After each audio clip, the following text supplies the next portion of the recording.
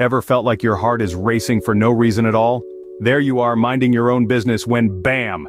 Your heart decides it's time for the Olympics. Now don't get me wrong, I'm all for getting in some cardio, but when my heart starts sprinting like Usain Bolt while I'm just trying to finish my cereal, things get a bit out of hand. It's like your heart woke up and thought, I think I'll run a marathon today. Only it forgot to inform the rest of your body. Classic miscommunication. Suddenly you're feeling like you've been thrown into the middle of a wild race without even a second to lace up your sneakers. It's like your heart looked at your calendar, saw no marathons planned and went, "No worries, I got this." So your heart's decided to run a marathon without your permission. What do? Ever tried to blow out a candle but ended up inhaling the smoke instead? Yeah, that's not the kind of breathing we're talking about here. We're talking about deep, purposeful breathing, the kind that calms the storm in your mind. Imagine yourself as a baby dragon, just learning to breathe fire. It's not all about the exhale, right? You gotta inhale too. And just like that baby dragon, you're not going to get it right the first time. It's not like you're trying to win an Olympic gold in breath holding. Take a deep breath in, hold it and let it out. Easy as pie, right? Well, maybe not as easy as pie because pie doesn't require lungs, but you get the point.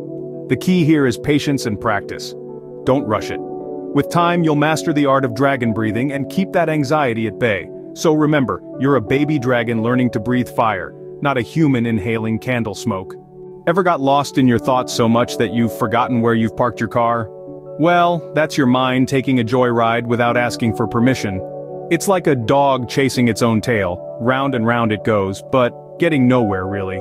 That's what we call a wandering mind. Now imagine if your mind was a bit more like a well-trained pooch, one that sits and stays when you say so. That's mindfulness, keeping your thoughts on a tight leash. It's about staying in the present moment, not letting your mind go off on a wild goose chase into the past or future.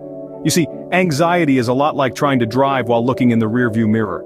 It's not very effective and you're bound to crash into something. So, let's avoid the fender benders, shall we? Bring your mind back to the now.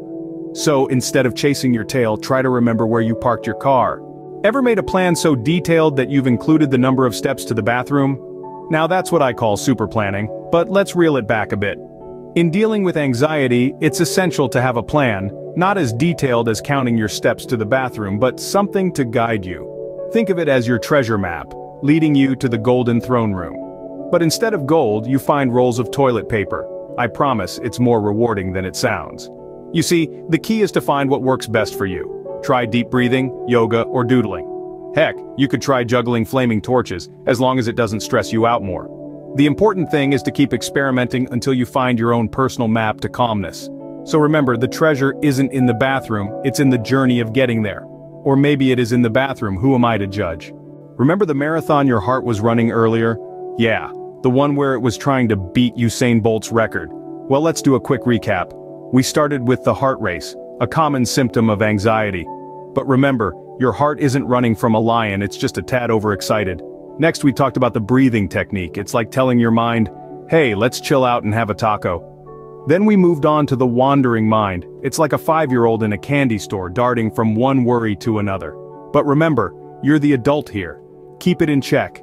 And finally, the action plan. Because having a plan is like having a map.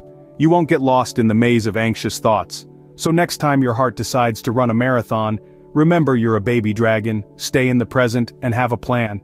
The bathroom isn't going anywhere, but your anxiety can.